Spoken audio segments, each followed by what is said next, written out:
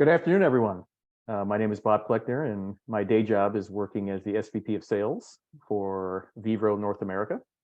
I'm also on the SHFM Board of Directors as the Senior Supplier.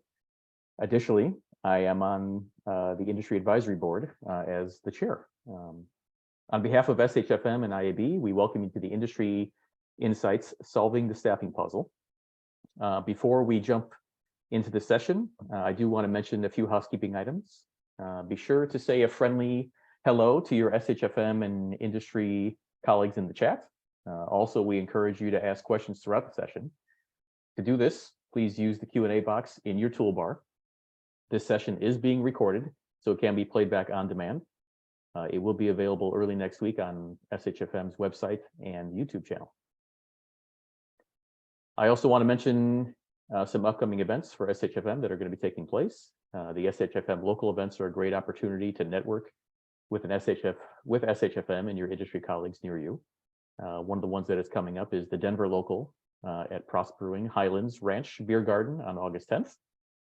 The Chicago local, which everyone should go to, at 24 East Washington on August 16th.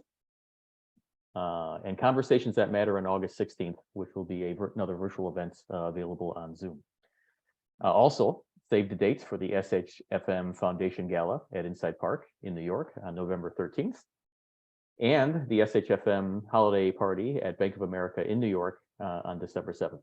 So be sure to check out the SHFM website, as I know there will be more events that will be announced in the very near future. Lastly, I would be remiss if I did not remind everyone about the 2023 National Conference taking place on September 11th through the 13th at the beautiful JW Marriott Tucson Star Pass Resort and Spa in Arizona. Have meaningful conversations, hear new perspectives, and take home tangible ideas for today's business and challenges, as well as continuing to network with all of your colleagues and members here at SHFM. This year's conference has been designed to provide a chance for reconnection, reflection, and relevance. Each session will provide actionable takeaways. Each event will elevate your spirits and take time to renew and recharge in this unique desert environment. Be the change. Feed your well-being and imagination at SHFM's National Conference. Please also don't forget to sign up for Hunger Games, in my opinion, one of the highlights of the National Conference. When you register, a conference event that benefits the Tucson area via our chosen SHFM IAB and SHFM Foundation charitable partner, the Blue Watermelon Project. So register for your conference, or for the conference, and please book your hotel now, as the rooms are going quite quickly.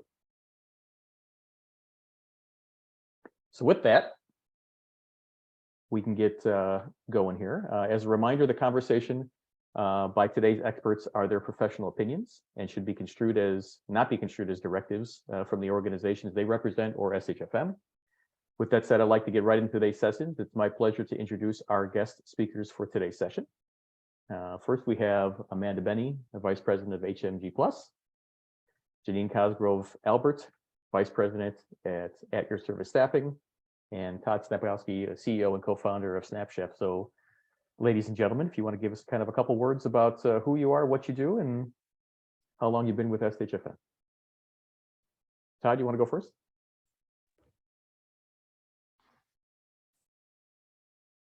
Hello, everyone. Thanks for attending the seminar. I've been with SHFM since 2013, thanks to Janine, and I'm President and CEO of SnapChef Training and Staffing. Janine? Hi, everyone. Again, thanks for attending today. I am Janine Cosgrove Albert, Vice President with At Your Service Staffing, SHFM member since 2013. I have been in my current position, it'll be 25 years this September. Great. And Amanda? Hey everyone, Amanda Benny, Vice President at HMG Plus, front of house staffing and recruitment firm, focusing on front of house professionals and hospitality training through the Academy for Hospitality Arts. I've been an active member since 2015, and I'm happy to be on this panel today. Thanks, Bob, for hosting. Great to have you all here. All right, so let's get started. As a collective membership, we spoke as a group at the Critical Issues Conference earlier this year in Washington, D.C., that the war for talent still fuels on. And finding the right individuals to represent each of our organizations is as important now as it ever was. Our conversation today, showcasing our esteemed SHFM member panel that we just introduced, will help provide solutions and hopefully spark ideas on how to better meet your staffing needs. Some of you may not be familiar with the types of staff that our experts on our panel have available for each of your teams to utilize. So I guess we can kind of kick it off here. Amanda, can you kind of elaborate a little bit on what clients and operators and leaders should expect when engaging with a company like yours? Sure.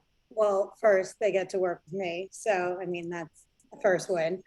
But working with a staffing partner, especially like someone like ours, is a true consultant and a true staffing partner, right? So it should be a constant line of communication from the very beginning. Highly vetted and professional trained staff should be top of mind. And we know what great service looks like, right? That comes with hard work and a trained team.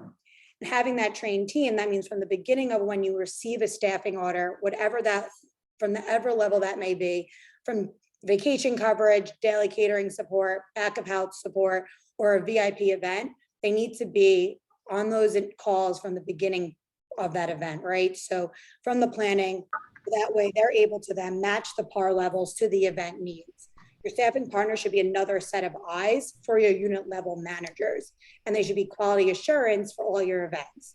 So just like you bring on your rental companies, any other vendors for that event, you should have your staffing partner from the beginning conversation. So that way they know the type of staff to match to that event, right? So lean on them.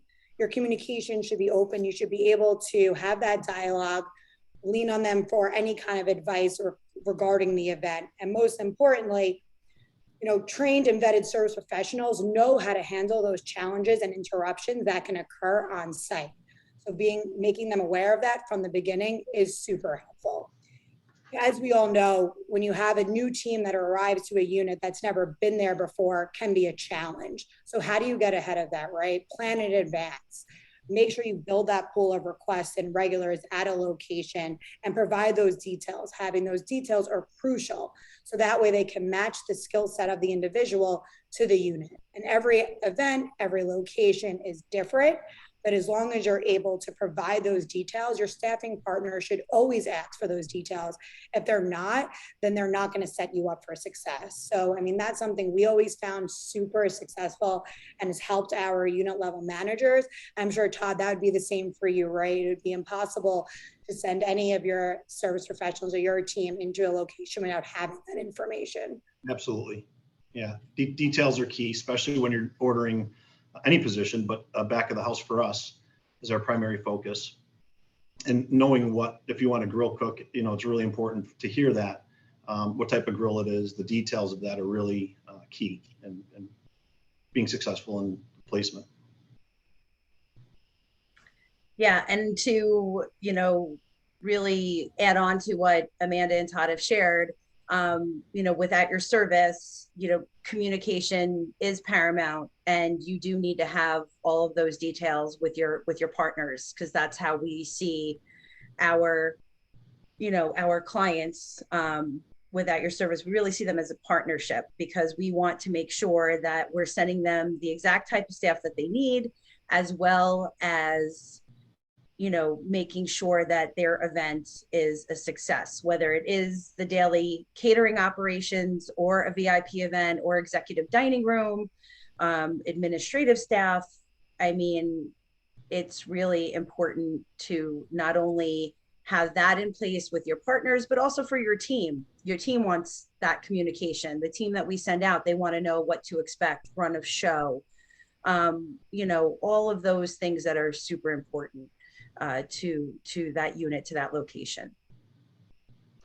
I like your guys' utilization of the word partner, right? Because I think much like anything that we do, it's not transactional, right? These events that are being hosted by each of the locations or each of the clients are very personal, and that partnership and that communication is key. So that's great feedback. So the next topic of conversation kind of speaks to there are many benefits to utilizing a staffing organization, and some benefits and or features that you may not be aware of is something that Janine is going to kind of kick us off here. So and walk us through some of the benefits that ATS At Your Service offers to their clients. So Janine, you want to touch on that? Yeah, no, at AYS, I mean, and I'm sure again with Amanda and Todd, we all have, certain technology that we can offer our partners so they can, efficiently and effectively have that communication with us and, when they're submitting their requests. But aside from, technology, and then as we have here on the slide, billing and payroll, which are all beneficial, the training, which Amanda also mentioned earlier, is crucial. It's better practices for our team members to have that training, that orientation, so they know what to expect, even if it's basic.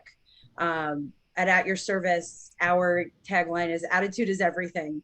So we want to make sure that we are providing staff with a great attitude, front facing, pride in their personal presentation, because those are the things you actually cannot train. But you can show people how to become a better server, or give them, code check, tricks of the trade, how to develop people who are demonstrating leadership, skills into, becoming more elevated positions such as captains. But the training is really key. And I know that's something that all of our companies focus on with this panel today. And then each of us, I know internally, have all of that. We have all of the management to be in touch with our partners. And then that also transcends not only to when our staff complete, are at an event, working an event, but at the end of the event. Accounting is important, so our partners can submit, their, all of their billing in a timely manner to meet their deadlines, and for us to, meet our payrolls. Yeah, to reiterate, I mean, it's definitely not a one size fits all, right? So you need to vet for those personalities first. And then everything else, at least here at HMG Plus, we feel it can be trained after, right? If you don't have what it takes to be in the hospitality industry, we're all people, right? We wouldn't be here if it wasn't for that. And especially, working and being with staffing partners. So make sure they're the right fit for corporate hospitality for your B&I accounts, because again, every day is so different and it's really not a one size fit all. And especially now than ever, we're trying to utilize less people to do more work. So you need to make sure you have the right mindset and work ethic of those individuals. Yeah, and I'll piggyback off of the, being in person. It's super important at SnapChef. When you come in the door to us, we want to see who you are. We want to get to know you. We want to know what your skill sets are. You can hear that over the phone or on the computer. They can fill out their application online, but we want to see them before they go out to a job. We want to get them in the doors. And at SnapChef, we actually, like I said, we focus primarily on the back of the house. So each of our locations has a training kitchen in it. So we want to teach them the life skills and knife skills is kind of our, if you're coming in and don't have any experience, you're going to see what a professional kitchen looks like before they go out to your kitchen. And that's always been our motto from day one. You can't have someone come in a kitchen and ask them to go find an offset spatula and they have no idea what that is. It's just, so before somebody comes into your kitchen and they come through SnapChef, they're going to have that A plus B equals C about serve safe, the basics. And that's really important. And getting to know them before they go out to a job as well is really important. Somebody that comes with skills, being a chef, and most of our managers are culinary trained and have restaurant and hospitality background, asking them the questions, if they're skilled, they come in, they say they're a sous chef, right? And then you ask them, what's a brunoise? What's a roux? I don't know. And then you kind of bring them down a couple of notches, and then you bring them back for upskilling and training. That's really key to putting somebody out into a professional kitchen. Being a chef myself prior to starting SnapChef, it was something that I saw at Aramark, getting the day labor folks. It was a mess, and like I said, getting to know your people, talking to them, interviewing them, old school in person, seems to go a long way for our operations. Yeah. And It's a great point, Todd. And sorry, Janine, it's a great point because these individuals are brand ambassadors, right? It's not only a brand ambassador of SnapChef or At Your Service or HMG Plus, but also the clients you guys are working with. So I agree with that 100%. Janine? yeah, that's exactly what I was going to say. It's so crucial to meet with people in person who are going to go out and represent you and be that brand ambassador. So, it's so key that the individual can, set their interview, can, communicate with you, and then you see the whites of their eyes and, get to meet them. It's not, picking up the phone and saying, hey, grab a friend and bring them to work. That long gone are those days. You really want to meet with everyone because they are going to be a true representative of your company and what you represent as an organization. So we had a few questions come in, some great questions that have come in. So I just we'll kind of stop where we're at right now and kind of just answer some of these questions because I think they're right in line with what we're talking about in the conversation. So the first question that came in, and anybody from the panel here, feel free to jump in. What are some standards you wish all clients would adhere to in order to maintain a workable partnership? So we talked a lot about partnering and our clients being our partners. Who would like to take that one? That's a great question, and I can definitely speak to that as I kind of kicked off with that. But so something to think about is we end up being the last thought, right? You're at the beginning, you're planning the event, you need linen, the menu is set, all your partners are involved, and then it's like, oh, that's right, I need additional staff to make this happen. And we all know there could be a great event, but you can't have a great event without the service staff. So some of those things that you can think about is all you need to lock in your service team is that event date. And a lot of the time, I think clients and unit level managers get nervous about submitting those orders in because they know it's going to change. Well, let's face it, B&I events, they're pretty similar year after year. This time of the year is ice cream socials. Everywhere is having it. We all know it. We could put those orders in advance to lock in those requests. Also, some things that you could do to get ahead of that and really lean on your partnership is share that information. You have your banquet event orders, you have your rental orders, share that with your staffing agency so they could be another set of eyes to ensure and quality assure those orders so that the service team is set up for success from the beginning. You might not realize what your staffing partner can provide to you other than just individuals. The days are gone where staffing agencies are bodies or sending bodies to locations. That terminology should not even be used anymore.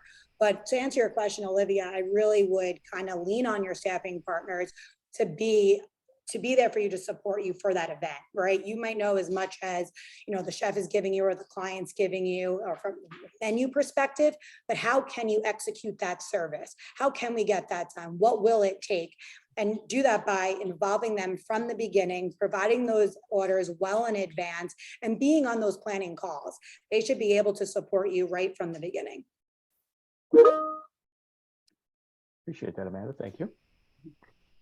Next question we have is around temp staffing as well. So temp staffing can sometimes be seen as a threat to in-house staff. How do you train your staff to combat these types of attitudes? I'll take that one. Todd? We do a lot of work at universities. That is always a question that comes up.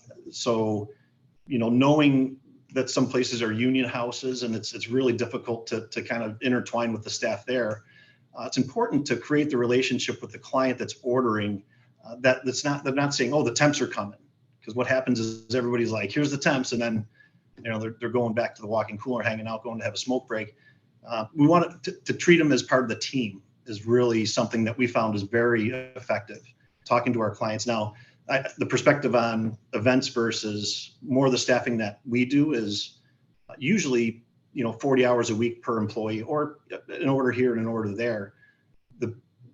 What we've learned to tell our employees is when you go in there, you act as you're one of the staff. And that's typically, when the managers welcome the employee in, that they're treated as one of the staff. It's been paramount for the success in our relationships. Period. I also think the client sets that tone, right? So if you're kind of preparing your in-house staff, they should be a part of that pre-shift meeting or well in advance, right? Kind of what we're talking about, communication. So let your teams know it's going to be you all tonight. plus 4 other individuals. You'll all be acting as a team. Also captains. You really should have an event captain that's leading then the staffing partners team and acts that liaison and bridges the gap between the in-house team and your team. We shouldn't be looked at as a threat, but as support, right? The in-house team should be excited to know they're getting additional support, and it shouldn't be looked at as more work. And the only way they can do that is if the client sets that tone and brings everyone together. And again, kind of to what Bob and how we kind of started this, truly looking as your staffing partner as a partner. Yeah. At the end of the day, I mean, that's really what it comes down to. It's, we're support, and the event needs to be a success. So at Your Service, we share with our team, listen, you're there to make the event a success. We'll take all feedback after the event, not looking to, have our team come in and be a threat by any means. But the goal is to really have our team be a support, not a temp, and also to know the bigger goal is to make sure that the event is a success. Thank you very much for that. So if we move on to the next subject, we do have some more questions in the Q&A that I think kind of apply as we roll through here. So temporary to permanent. So there are many obstacles to finding and hiring the right talent for your organizations, especially in today's labor market. Todd, how can utilizers of staffing agencies benefit from a temp to perm solution, and what is it exactly? Well, Bob, I think I'll tackle Davin's question in a couple parts. Temp to perm is something that we started from the beginning. I always said that if someone is willing to hire a snap chef, let's let it happen. Over the last 20 years, we've figured out ways to really make it effective. And it's actually in our agreements now that the temp to perm is a program. It's actually on average 520 hours, and that person can be hired coming in your door. And we make our clients aware of that in the beginning as we're onboarding a client. It's definitely one of our core competencies, and so much so that it's a success story to the fact that I think we were talking a couple weeks ago, this group, and we've all experienced the same uptick in temp to perms or requests to hire. That has been, I think we've done in the last 18 months more temp to perms than I've done in 20 years or 19 years. So it's pretty impressive to see that it's working. It's a great way to find an employee. You can, if you're looking for a grill cook position, say, and you're not having any luck with that, we can definitely help find that person. But it may take one or two people. They may not be the right fit for the team, but knowing that we're working hard to figure out what person's going to be the right fit. And I think, once they do get hired, say as a dishwasher, right? And this is going back 20 years when I used to do operations, and the dishwasher is now 5 years later calling us as a sous chef ordering employees. That's pretty powerful stuff. Yeah, the temp to perm scenario with Your Service has dramatically increased, especially during, my 25 years with AYS. Our partners are definitely seeing us as more of a recruitment ground. And, and I think that speaks to, each of our organizations when we're approached to say, hey, we really like this individual. They seem to be a nice fit for our culture. And then from there, you can, make sure that your team member is interested in taking that track and pursuing a more permanent situation. And then, do a probation, period with them and make sure that it is in fact a good fit. But the temp to perm scenario with Your Service has dramatically increased, especially after COVID. We did have a question that came in around that as well too. And the question is, what is the benefit of a temp to perm versus a venue just hiring on their own? I always like to use the analogy with temp to perm. It's like trying on your shoe before you buy it, right? Like take it home, put on that shoe, get comfortable with it. You see if it's going to be the right fit before you invest in that shoe or i.e. individual. But the main difference really is it's a long-term investment, right? So when you're hiring an individual for gig work, so to speak, compared to temp to perm, you're able to then, once they're transitioning onto your books, they're your employee. But during that time, you're able to vet, train them, getting comfortable with the location, and you can spend more time with them. It also allows for consistency at the location, right? So you have the same individual going there for a certain period of time before they're able to transition. Same analogy, for the shoe. So it really is an investment long-term for the unit or the location. It's also, there's a cost savings as well. While you're doing that try scenario that Amanda just shared, instead of hiring someone directly, automatically you're getting them invested in PTO, health insurance, benefits. Through this, approach, you can save that time to make sure that this is the person that you really want to invest all of those benefits in. You have that time to really make sure that they're going to be a good fit, instead of right off the bat, they're not fully proven and you're going all in with that financial commitment as well. Plus, it's a two-way street, right? The individual also needs to like the location. It might not be the right fit for them. And you don't want to waste companies' dollars, staff's time, vice versa. So it really should be a benefit for both parties involved. 100%. Todd, you mentioned a little bit about, obviously making sure that the individuals that are going on behalf of SnapShip know their stuff from a culinary standpoint. As a temp staffing agency, what do you think is the best way to vet a new hire? And then we can kind of get into the. Well, it's boots on the ground, right? I mentioned we have, each location has a professional kitchen in it, training kitchen. That is the best way to vet, right? To get them in there in person. They're obviously going to fill out their application. They're going to come in. They're going to get, not everybody that submits an application is going to come to work for SnapChef. But when they do, they're coming in for orientation. That's the first step. And then if they need skills training, we will put them in our 4-day. Somebody asked a question here about what types of training, as far as culinary training. It's like I said earlier, it's life skills and knife skills. It's giving them the basics. It's serve safe food handlers, knife skills. It's a 4-day class with Chef Will, who's our corporate trainer.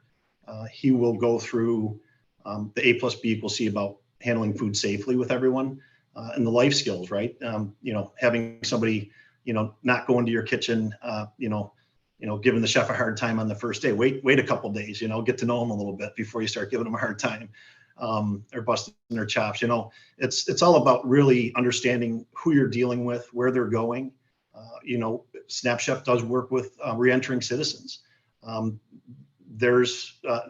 Harvard's not going to, they have certain standards at Harvard that, they have certain CORI, in Massachusetts it's CORI, background check, volumes that they can handle or not handle. But then there's also manufacturing places that they'd be more than a great fit for. The folks that we're bringing in are vetted, and, within 4 days, Chef Will knows who's going to make it or who's not. And that's really important. Yeah, I would also suggest, I'm sorry, Bob, but I was going to kick it right over to you, Janine. Kicking it over. Partnering with your partners, with your clients. I mean, with At Your Service, we're really fortunate because we are engaged with our partners. We're able to have orientations and trainings at some of their locations.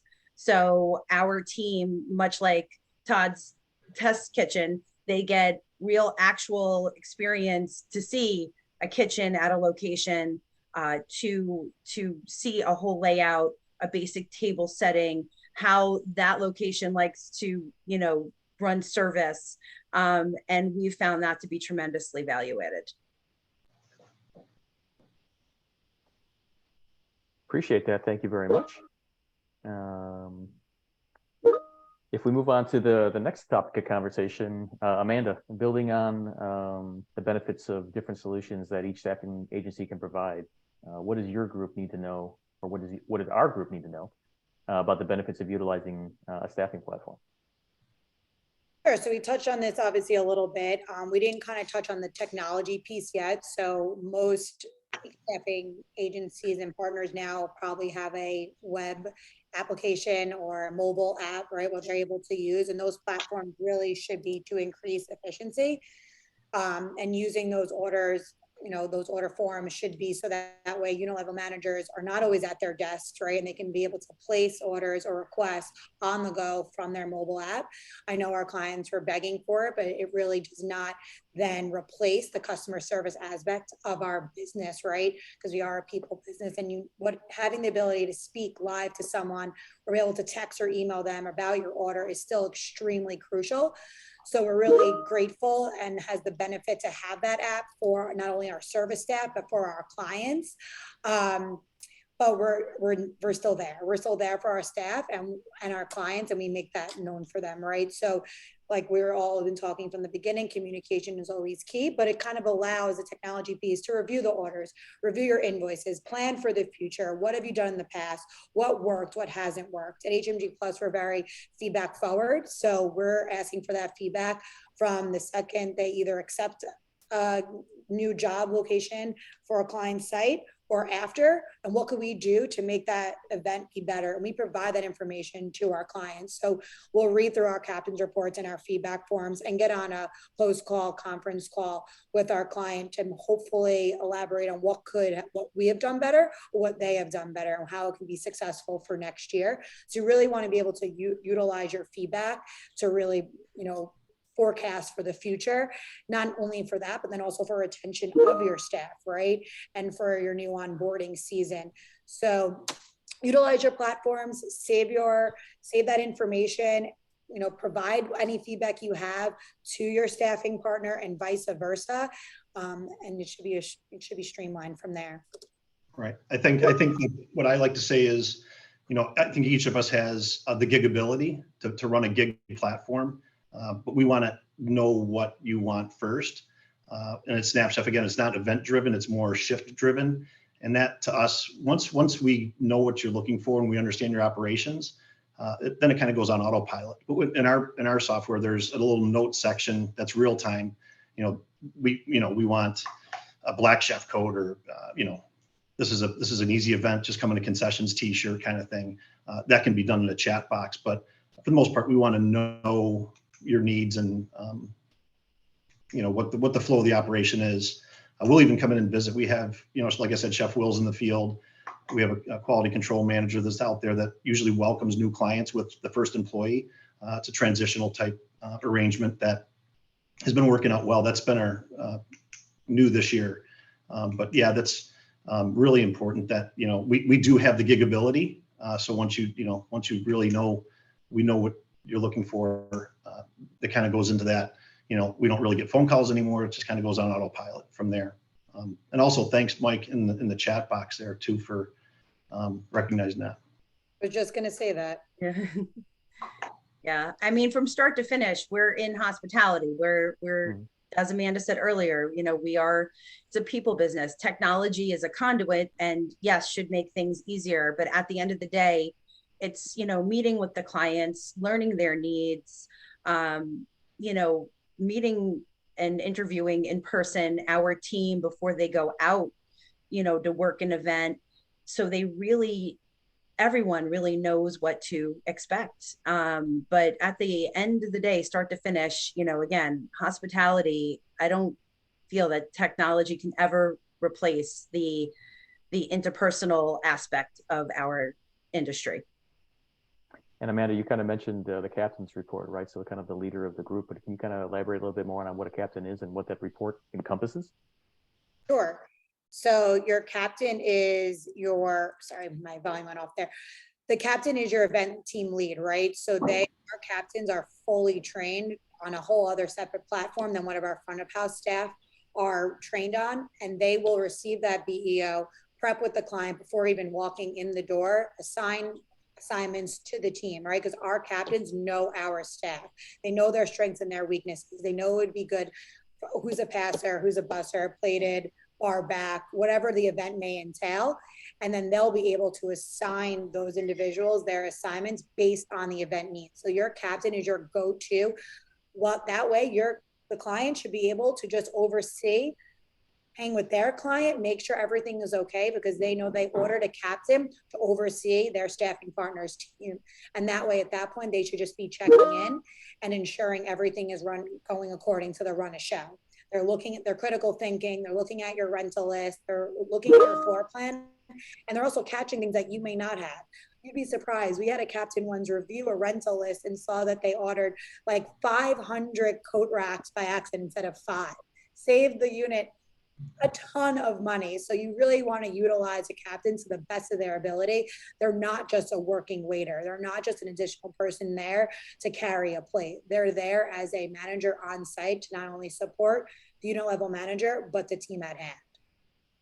Yep. And to speak further on captains, our captains run our orientations. So they really do get to know the team and they know their strengths and weaknesses. They're the ones reporting back, sharing, hey, this individual would be great, right off the bat to go work in a private home. This person would be wonderful for an EDR.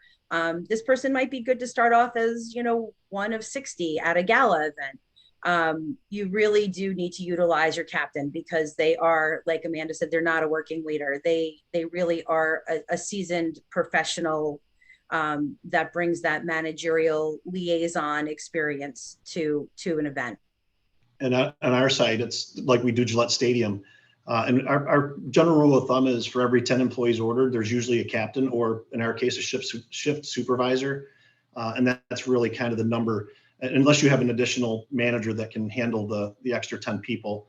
We'll talk it through, but typically we recommend for every 10 hourly shifts ordered, there'd be one supervisor or captain or sous chef to that effect.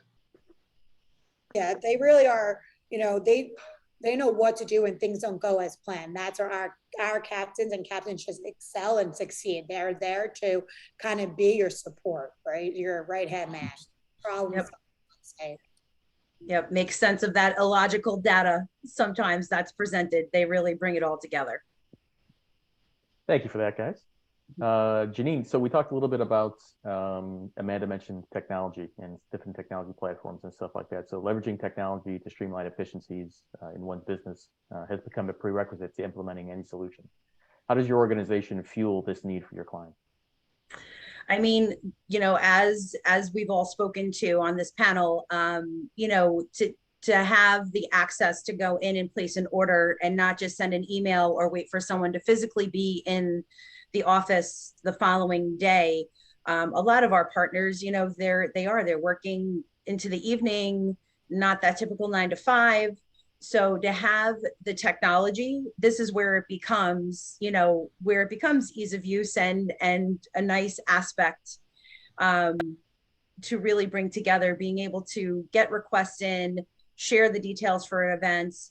Sometimes our clients have last minute requests. They have their client coming to them saying, hey, we now have a lunch, or the CEO is coming in and that wasn't planned. So, to have access to technology, to, a portal where, our partners can go in and then, place what they need, that becomes more of an automatic to be in front and to really get their needs out to us as soon as possible. So technology definitely a plus in that regard. And then, the staff, for their side of the technology, all of their event details, are on the software that we use. So that's just such a key component to prepare them for what to expect for when they're going to events and the type of event and whom to report to and their uniform. It's all there for them. So it encapsulates everything about the event that they need to have as well, including, details and directions. New York City, it's this cross street, but you're also going to see a Shake Shack. You really want to be able to put in, all those details or have that map capability. So if a team member needs to click, it'll be there and they'll know that they're in the right spot. And, also technology for our partners to report their hours, that's becoming something we're seeing, more of a need of, because our partners need to submit their expenses, for their events in a timely manner. So for them to be able to submit hours, electronically, via a technology platform is also something working on. Long gone are the days again where, it's like taking a picture of a group time card and emailing it over. Now it's just easy to log in, submit hours, and be able to really get that information in real time. So then what we call the back of the house, the accounting, to get those, invoices out and those hours situated. The technology piece is really a benefit for our clients in that regard as well. On the slide here, that's actually our app. We launched this back in 2006. It was an ordering program, and our app allows you to create your favorite list. It's future and past events, like Janine mentioned. But it's also, what's really great about having the technology to back your staffing partners' orders is that everyone moves from different location. Level managers can be here today, somewhere tomorrow. And if they're at a different location, they're able to say, what did this location do last year for this event? And they can pull up that information. So all day, a day, their day could be new. Us as a staffing partner has that information to really share with them. And where it's able to be customized throughout the year. During COVID, we had to add different things to the app to keep up with the industry. And I'm sure that will change by the end of this year. So having your own enterprise software that can keep up with the ever-changing demands of the industry is super important. Thank you very much for that. So making sure you have the right person for the job is also critical to being able to deliver on the promise of a successful event or hospitality experience. So Todd, we talked a little bit about training earlier, but what last thoughts do we want to leave the group with in regards to the quality of the support they will receive, as well as the employees? And then if you can kind of follow that up with each of you, if you wouldn't mind, kind of speaking to customer success stories. So give an example of why and how successful you were for a certain client that kind of really set the tone for why they want to use you for the future. Yeah, I think coming from the back of the house on the panel here, it's for me, even as a chef when I worked for Aramark for 9 years, I always looked at the entry-level employee as the most important person coming in the door. It was super difficult to deal with HR, let's say, right? Trying to get hourlies. They're out at Cornell recruiting managers, assistant managers, but there wasn't really a training program for the back of the house. And I said, geez, there's got to be something more to this, and other than just doing it in-house, right? But that's where it all starts, is giving the person the opportunity to see a career path, starting in the dish room, providing upskilling programs that are going to teach them how to go to the next station. That's why I love this hospitality industry. They're pretty much cookie cutter. You go in one kitchen, you're going to see a deli, you're going to see a grill, you're going to see the home station, you're going to see salad bar, right? These are the positions that we train in each of our offices. We don't just do the basic training, the cook 1, we'll do cook 2 and cook 3. And show them the career path. If you go on our website, you'll see that it breaks down the pay ranges for each position, within a range. Each position has a range, and that they kind of fall somewhere in there. And that's, I guess, New England, but it seems to be running par for the course for the entire country these days. But it's knowing the person coming in the door, them knowing that they can rely on you to teach them the skills that they need to do the job, and then advancing them in their careers. It's huge for retention. It's been great for retention for a temp agency, Snapchef. We have people that have been working for us on and off 10 plus years, some 20. We have, Sue LeMay's been with us on and off for 20 years. She just loves the flexibility, the fact that she can come in and she actually does some of our training classes when she's around. It's just one of those things where our people know that they're going to get the skills that they need to, obviously, it sounds cliche, but pay the bills. It's just what we do. I mean, speaking further, the investment that you do give to your team it's just invaluable. And not only your team that are going out to work for our partners, but our internal team. Aside from our executive leadership, each of our locations has, dedicated account managers. So our partners not only have access to our executive team, but they have access to our account managers, and we're constantly investing in them as well, and their goals and where they'd like to, excel to within our industry. I think that's equally as important as investing in our external team, but to make sure that, our internal team is there to support and be present for our partners. Because at the end of the day, sometimes they are the ones that are making those success stories. Our account managers will have clients come to them, call our emergency number at 6 o'clock in the morning and say, I need people now, and some of our success stories are, the ability to really turn great people over to them to go help and work their event. And, that's what, at the end of the day, it's all about, that type of service and being able to be present for our partners. Again, not only at the external team level, but at the account manager and executive team level. Customer success stories is what drives us and keeps us going every single day, right? A smile on our clients' faces. Our mission statement is a job well done for us. So, I can share a ton of customer success stories, but one that just or two that kind of stand out in mind is one today being that a client wasn't sure they needed somebody for a role. They were going back and forth. Our recruiter was able to tell them that they really should have some consistency in this position because this kind of keeps coming up. We checked in to see how it was going, and they said they already received, glowing reviews from the client has made their job so much easier. That is our goal, to make our clients not have to work nearly as hard, make their clients be happy with the level of service they're providing. And they don't even know if it's their agency staff, their team, we all blend in as one. And that is the goal, that we are all there to provide that level of service. That to us is a job well done. And honestly, all VIP events, being able to support and know that it was the service team did an amazing job because they brought us in from the beginning. That's where we excel, right?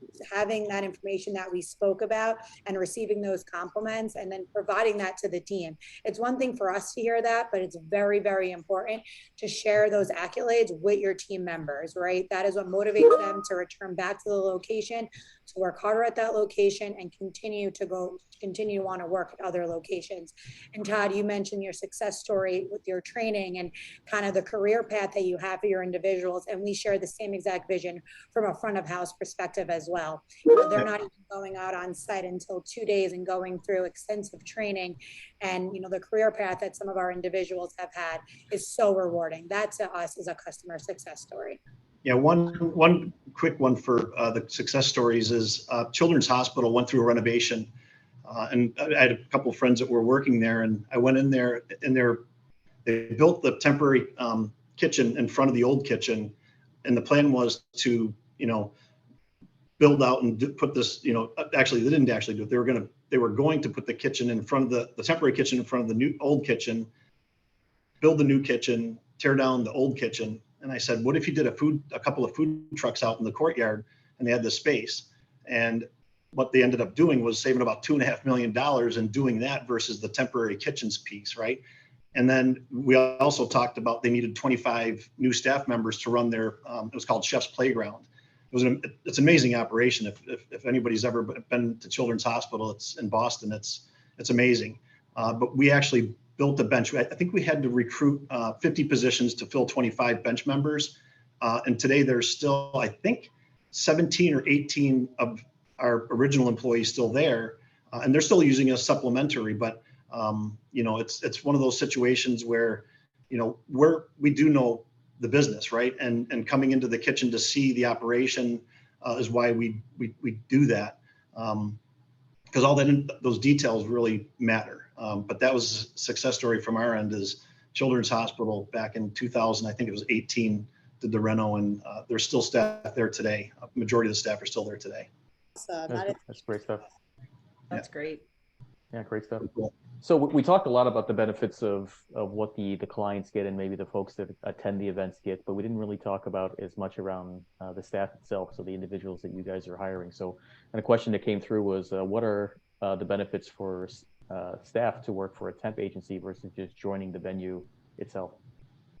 Really just flexibility for them, right? They're able to not only be tied down to one location. A lot of our individuals are performing actors or actresses, right? So they're able to have that flexibility.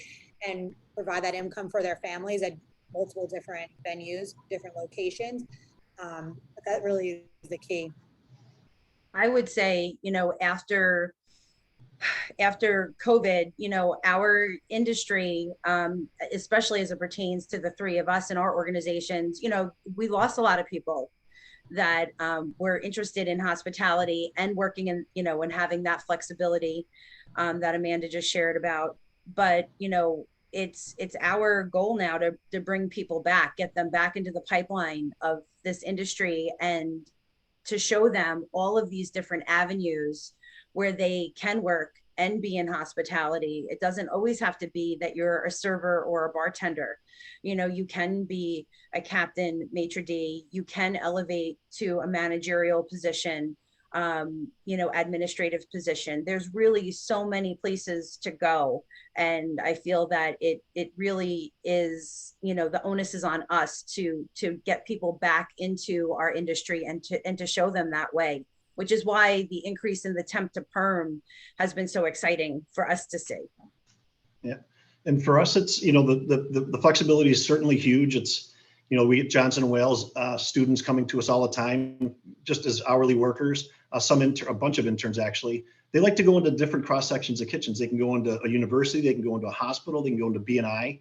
So they have, the white hotels, nursing homes, they can run the gamut just to get their feelers out there to see what they really want to do with their career. And then it's our culture, right? I mean, that's the biggest piece, is that people really enjoy working for us because we're there, we're human. We can talk to you, we're going to coach you. We can actually train you. We can tell you you're doing a bad job or you're blacklisted from this place, but if you don't straighten out, you're not going out to another place. These are the things that are really, that resonate with our employees and why they want to work with us. But as we pointed out earlier, and Janine just pointed out, people are kicking the tires, so to speak, and hiring people at an alarming rate. It's actually kind of affecting revenue, but that's been the goal from day one. That creates a great partnership, great relationship, and I think that goes a long way. So we all, I was going to say, we all know that things don't always go to plan when you're running an event, right? Whether something happens, something, whatever. There's many different things that could happen, many different things that happen in the events that I've ran personally. But what type of liability coverage is fair to expect from your staffing partner? Is that a consideration? Are there certain insurance requirements? What's liability? We don't have that. What is that? No, by contract, we have to have it. There's not an agreement that we have put out that doesn't require 5 million plus. So there's no question that if your organization you're on this call, your organization definitely has us make sure we have the right coverage. Yeah. And, certificates of insurance, proof of workers' comp. I mean, that's all, to me, it's industry standard, but it's also better practices, because it's not only insurance for our partners, but it's insurance for our team members, equally as important. And further elaborating on that, depending upon the state that you're in, and servicing, being able to offer team members who fall into certain categories, if they are working X amount of hours, let's, that health insurance, buy into 401k, even though, again, it's quote unquote temporary staffing, people do make a career within this space. And it's important to make sure that they're, compensated and treated as such. Yeah, it's a good point. It's a great question too, because that's something that not all of these app-based companies have. A lot of their individuals are 1099, right? So it's something that's important for our clients to know that, companies like ours here today have that liability insurance to cover for that. So it is really important, and clients should know when they're dealing with a staffing partner who exactly they're dealing with and if they have that coverage and liability. Yeah, I mean, these are our employees, we run them through payroll, they get W-2s, exactly, I mean, the investment doesn't just stop at a training and orientation and building a bench for our partners where they like, to see certain team members. Those are all fantastic aspects of what we do and very rewarding, but it is very key to take care of the people that you are employing. And I mean, all three of us, here, on this panel, we're very dedicated to making sure that, we are taking care of our employees. And again, that leads back to the point I made earlier, the more we take care of our employees, the more people that's going to be heard and known, and we're going to get more people back into, this side of the industry and back into hospitality. Sure. Yeah. So we talked about this a little bit during our conversation today, but another question has come through in the chat about, is it important to know the hiring practices of your staffing partner? And if so, why? I mean, obviously we don't want to just roll anyone out into a certain position. I think that kind of goes without saying, but anything else that you guys want to add to that?